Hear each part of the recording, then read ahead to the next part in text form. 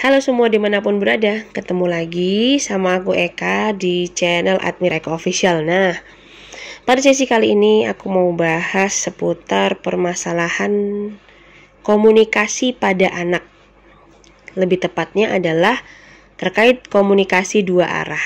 Oke, simak videonya sampai selesai ya. Aku akan mulai dari bahas contoh kasus di lapangan. Sebagai praktisi psikologi, tentu banyak banget persoalan yang masuk terkait komunikasi. Terutama ini yang aku rasain selama masa pandemi. Jadi anak-anak di usia 2 tahun, 3 tahun ke atas ya, sampai menuju KB dan TK, itu biasanya mengalami masalah komunikasi. Nah cuman dalam sesi ini, aku tidak akan membahas masalah yang lebih serius nih, misalnya kayak speech delay dan lain sebagainya hingga gangguan komunikasi lain.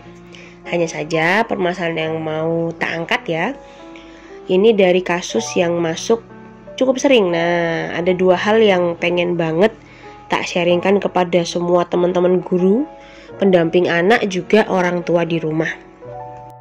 Apa aja tuh Mbak Eka? Nah, yang pertama, ini adalah persoalan anak-anak yang kurang kosakata ya. Jadi nggak punya banyak kosakata untuk berkomunikasi dengan lawan bicaranya atau bahkan keluarga inti di rumah.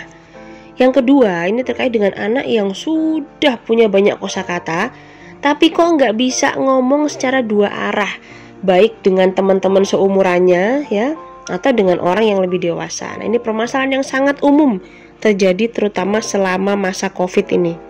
Oke, lanjut ya. Biasanya untuk anak-anak yang kekurangan kosakata, itu mereka biasa mendapat perlakuan atau pola asuh yang berbeda-beda dalam waktu yang rentannya cukup singkat nih. Misalnya 2 hari pertama di rumah eyangnya dari ibu, kemudian 2 hari berikutnya di rumah eyangnya dari ayah ya. Kemudian sisa harinya lagi dititipkan ke daycare misalnya, dan 1 harinya lagi ya itu bersama dengan orang tua, jadi hari Sabtu Minggu misalnya kayak gitu. Nah, biasanya anak-anak yang seperti ini itu mengalami gangguan atau mengalami kesulitan dalam memahami kosakata. Jadi kosakatanya dikit. Ya, kosakatanya dikit kenapa? Setiap kali pindah rumah nih ya, setiap kali pindah pola asuh, bahasanya pun berbeda-beda, yang dibahas berbeda-beda. Nah, jadi anak ini bisa jadi mengalami kebingungan di situ. Jadi ya, pada akhirnya dia sama sekali tidak bisa menyerap informasi yang masuk atau yang distimuluskan ke si anak ini. Lalu yang kedua, ini terkait dengan anak-anak yang punya banyak kosakata. Jadi dia dalam tanda petik ya, cerewet banget, aktif, atraktif.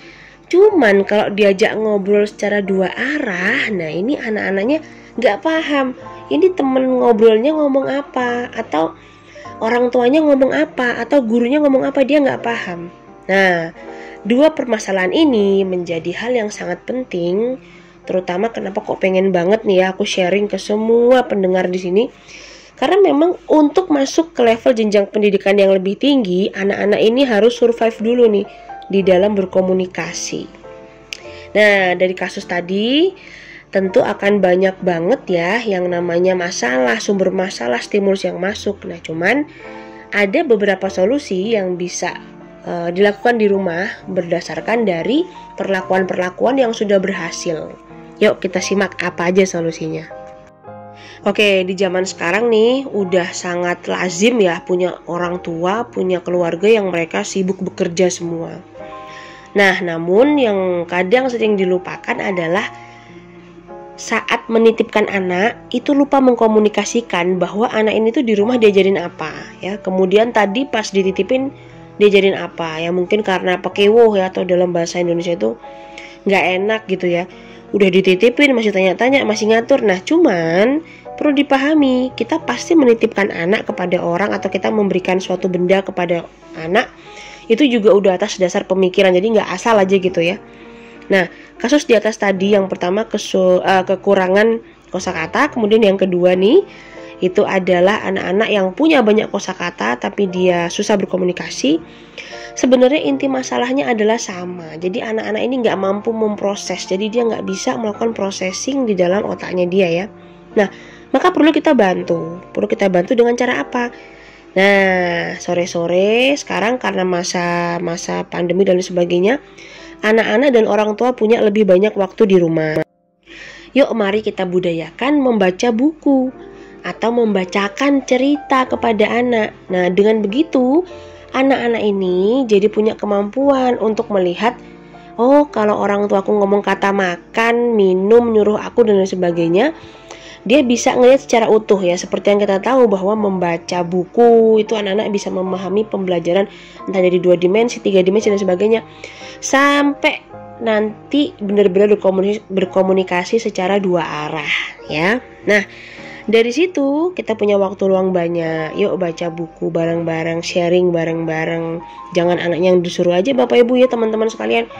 Tapi tunjukin bahwa memang orang tuanya menyukai aktivitas itu supaya anak-anak jadi terlatih.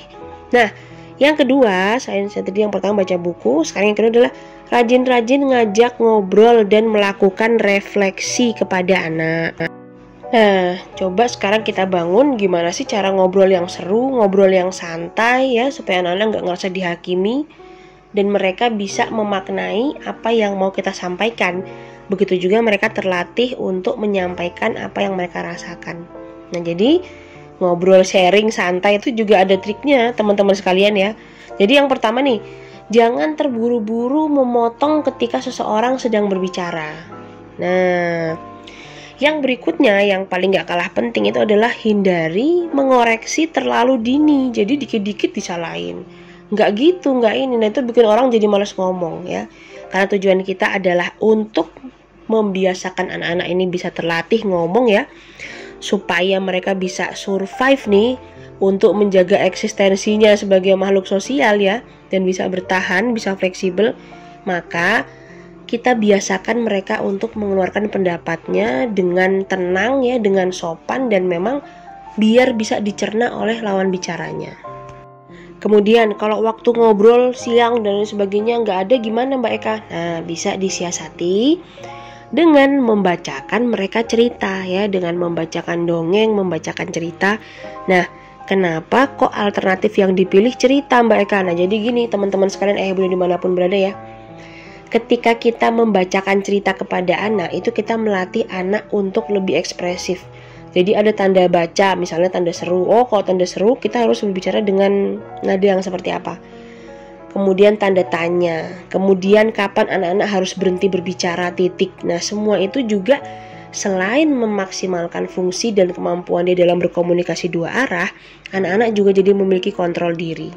Nah, selain itu, dari dongeng dan bercerita, anak-anak juga mampu meningkatkan daya konsentrasi mereka. Di mana kita sama-sama tahu, daya konsentrasi itu sangat dibutuhkan pada saat anak-anak ini akan masuk ke jenjang pendidikan yang lebih tinggi. Kita pahami bersama, di jenjang yang lebih tinggi, anak-anak akan lebih banyak memiliki aktivitas. Pembelajarannya lebih beraneka ragam dalam 1 hari. Kalau dia nggak bisa konsentrasi, otomatis dia akan gagal di dalam dunia pendidikan itu ya. Nah, sementara karena pendidikan ini terus berlanjut dan kalau dia gagal, kasihan dia dong.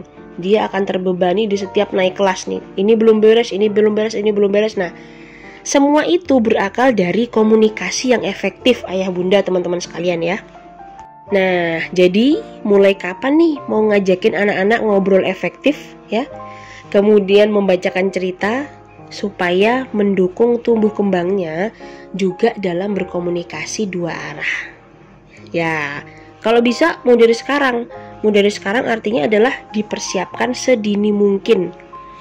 Oke, itu saja sharing dari saya.